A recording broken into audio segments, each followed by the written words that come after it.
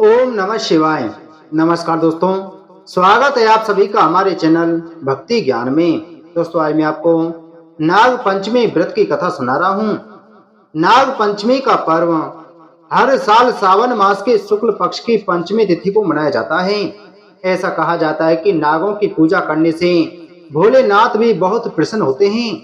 इनकी पूजा आराधना करने से न केवल सर्प दोष से मुक्ति मिलती है, बल्कि सभी मनोकामनाएं भी शीघ्र पूर्ण होती हैं। सालों पहले एक नगर में किसी सेठ के 7 बेटे रहते थे। सभी की शादी सेठ ने समय रहते करवा दी। सातों बहू मिलकर घर का काम भी किया करती थी।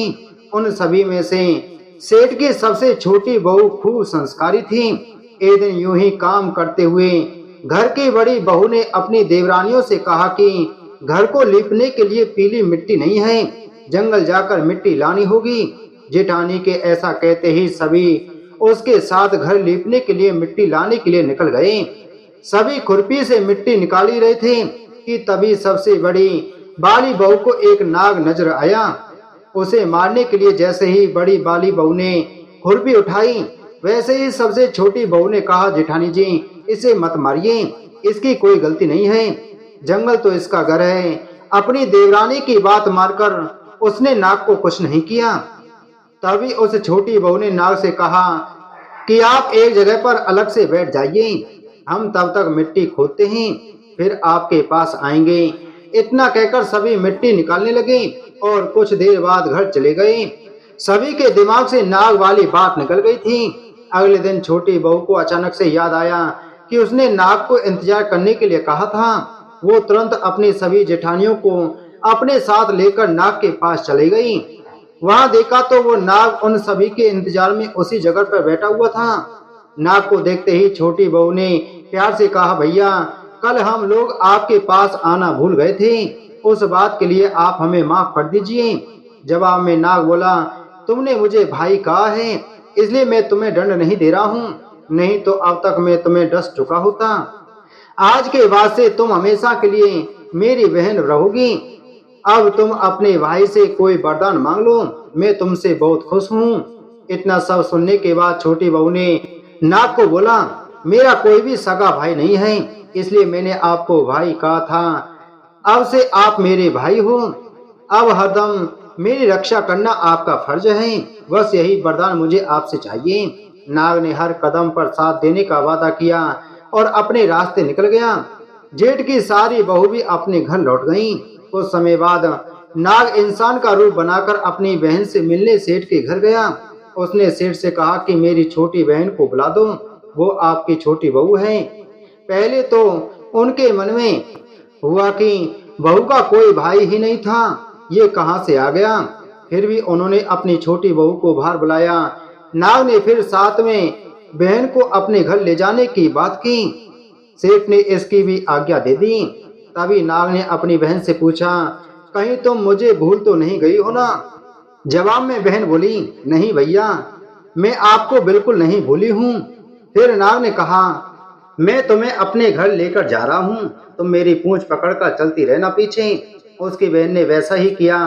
कुछ ही देर बाद वो एक बड़े से मकान में पहुंच गई। वहां हर तरफ सोना चांदी और अन्य कीमती सामान थे। वहां नाग की बहन आराम से कुछ दिनों के लिए रहने लगी। नाग की माँ भी उसे खूब प्यार करती थी।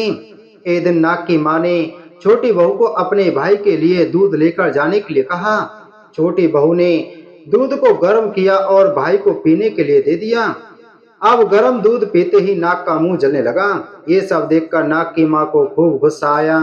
नाग ने किसी तरह से अपनी माँ के गुस्से को शांत किया और बताया कि उसकी बहन को नहीं पता था कि मैं गर्म दूध नहीं पी सकता हूँ। अब नाग के परिवार के साथ कुछ समय बीतने के बाद सेठ की छोटी बहू अपने घर जाने लगी। नाग ने अपनी बहन को खूब सारी दौलत और आभूषण देकर विदा किया। बहू के साथ घर में इतना सारा धन आते देख सेठ और उसकी जेठानियां हैरान हो गईं।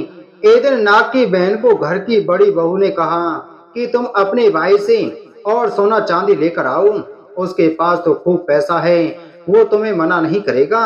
छोटी बहू ने अपने भाई नाग को यह बात बताई। इसके बारे में पता चलते ही नाग ने अपनी बहन का घर तरह तरह के आभूषणों से भर दिया। सभी जेवरातों में से एक हीरे का हार बेशकीमती था। उसे देखते ही हर किसी का मन उस पर आ जाता था। होते होते उस हीरे की हार की खबर राज्य की रानी तक पहुंची। उसने छोटी बहू से हार लेकर खुद अपने पास रख लिया। दुखी होकर सेठ की छोटी बहू ने अपने भाई को इसके बारे में बताया। गुस्से में उसके नाग भाई ने रानी के गले में हीरे के हार को नाग बना दिया। इससे डरकर रानी ने एकदम हार को अपने गले से उतारा और सेठ की छोटी बहू को महल बुलवाया। उसके महल पहुंचते ही रानी ने छोटी बहू को बताया कि कैसे हार उसके गले में नाग बन गया था और उससे इसकी वजह पूछने लगी। तब सेठ की छोटी बहू ने बताया कि नाग भाई ने यह हार सिर्फ मुझे पहनने के लिए दिया है। इसे कोई दूसरा इंसान गले में डालेगा तो यह तुरंत सांप बन जाएगा। इस बात को सही साबित करने के लिए रानी ने सेठ की छोटी बहू को सांप बन चुके हार को पहनने के लिए कहा। छोटी बहू ने जैसे ही नाग बने हार को गले में डाला तो वो दोबारा हीरे के हार में बदल गया। महारानी ने यह सब होते हुए खुद अपनी आंखों से देखा और हैरान रह गई। अब उसे सेठ की छोटी बहू की बात पर यकीन हो गया। उसने हार छोटी बहू को अपने साथ लेकर जाने के लिए कहा। इतना सब होने के बाद रानी ने सेठ की छोटी बहू को कुछ सोने की मुद्राएं देकर महल से विदा कर दिया। अब सेठ की छोटी बहू घर में सोने के सिक्के लेकर पहुंची। यह सब देखकर सेठ की बड़ी बहू को जलन होने लगी। उसने सोचा कि क्यों ना ऐसा कुछ किया जाए जिससे देवरानी परेशान हो जाए।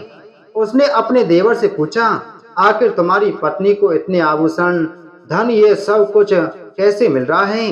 तुम्हें इस सब पर ध्यान देना चाहिए। यूं ही तो कोई किसी को इतना सारा धन, जेवरात और सोने के सिक्के नहीं देता है। पता करो कि आखिर क्या मामला है। भाभी से अपनी पत्नी के बारे में इतना सब सुनने के बाद उसके मन में अपनी पत्नी के लिए शक पैदा हो गया। उसकी हर बात को वो शक भरी निगाहों से देखने लगा। एक दिन इस बारे में उसने अपनी पत्नी से बात की। खुद के लिए अपने पति से ऐसा सब सुनने के बाद वो दुखी हो गई। उसने सीधे अपने नाग भाई से मुलाकात की और अपने पति द्वारा कही गई सारी बातों के बारे में बता दिया। अपनी दुखी बहन को देखकर नाग को भी गुस्सा आया। सीधे वो अपनी बहन के पति से मिला और बोला कि अपनी बहन को जेवरात और दूसरे तोहफे मैंने दिए हैं। तुम्हें उस पर किसी भी तरह का शक करने की जरूरत नहीं है। वो बहुत ही अच्छी है और अगर आगे से कभी भी तुमने उसे कुछ गलत कहा या उस पर शक किया तो मैं तुम्हें जिंदा खा जाऊंगा। नाग से ये सब सुनने के बाद सेठ के बेटे ने उससे माफी मांगी और कहा कि आज के बाद से मैं ऐसी बातें बिल्कुल भी नहीं करूंगा। आप मेरे ऊपर गुस्सा मत कीजिए। मैं आपकी बहन को किसी तरह का दुख नहीं होने दूंगा। इतना कहकर वो सीधे घर गया और अपनी पत्नी से भी माफी मांगी। उसके बाद दोनों खुशी खुशी साथ में रहने लगा।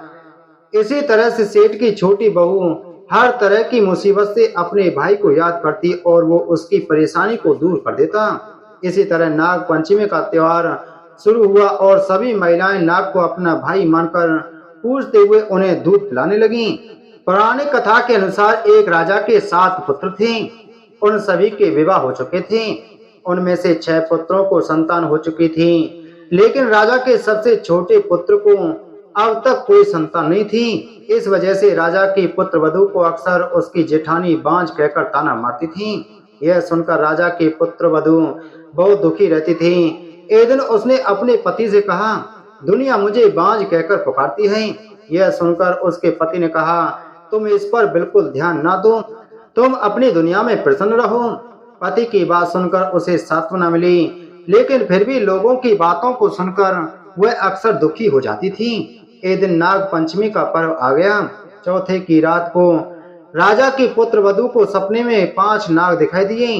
उनमें से एक नाग ने उससे कहा, हे पुत्री, कल नाग पंचमी है। तू अगर हमारा पूजन करेगी तो तुझे पुत्र रत्न की प्राप्ति होगी। यह सुनकर राजा की पुत्र वधू बहुत प्रसन्न हुई और उसने अपने पति से जाकर सारी बात कही। पति उसकी बात सुनकर बोला, अगर तुम्हें नाग दिखाई दिया है तो तुम नागों की आकृति बनाकर उसकी पूजा करो। सभी नाग देवता ठंडा भोजन ग्रहण करते हैं, इसलिए उन्हें कच्चे दूध पिलाओ। नाग पंचमी के दिन राजा के पुत्र वधु ने ठीक वैसा ही किया। नागों की पूजा करने से राजा की पुत्र वधु को 9वें महीने में एक सुंदर पुत्र की प्राप्ति हुई। इस तरह से संसार में नाग पंचमी का व्रत विख्यात हो गया। दोस्तों, आइए जानते हैं नाग पंचमी पूजा विधि के बारे में।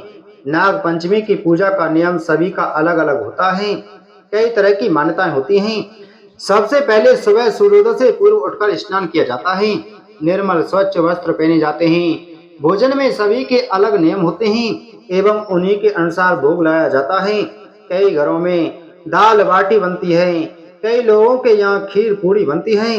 कईयों के यहाँ चावल बनाना गलत माना जाता है।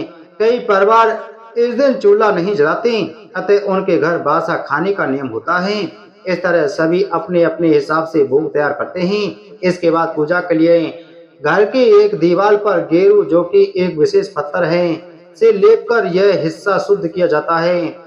यह दीवार कई लोगों के घर की प्रवेश द्वार होती है, तो कई के रसोई घर की दीवार। इस छोटे से भाग पर कोयले एवं घी से बने कागज की तरह से लेप से एक चौकोर डिब्बा बनाया जाता है। इस डिब्बे के अंदर छोटे छोटे सर्प बनाए जाते हैं। इस तरह की आकृति बनाकर उसकी पूजा की जाती है। कई परिवारों में यह सर्प की आकृति कागज पर बनाई जाती है। कई परिवार में घर के द्वार पर चंदन से सर्प की आकृति बनाते हैं एवं पूजा करते हैं। इस पूजा के बाद घरों में सपेरे को लाया जाता है, जिनके पास टोकनी में सर्प होता है, जिसके दांत नहीं होते। साथ ही इनका जहर निकाल दिया जाता है। उनकी पूजा की जाती है। उन्हें अक्षत पुष्प कुमकुम चढ़ाकर दूध एवं भोजन का भोग लगाया जाता है। इस दिन सर्प को दूध पिलाने की प्रथा है। साथ ही सपेरे को दान दिया जाता है। कई लोग इस दिन कीमत देकर सर्प को सपेरे के बंधन से मुक्त भी करते हैं। इस दिन बाम्बी के भी दर्शन किए जाते हैं। बाम्बी सर्प के रहने का स्थान होता है, जो मिट्टी से बना होता है। उसमें छोटे छोटे छिद्र होते हैं। यह एक टीले के समान दिखाई देता है। इस प्रकार नाग पंचमी की पूजा की जाती है। फिर सभी परिवार जनों के साथ मिलकर भोजन करते हैं। बोलो नाग देवता की जय। बोलो शिव शंकर भगवान की जय।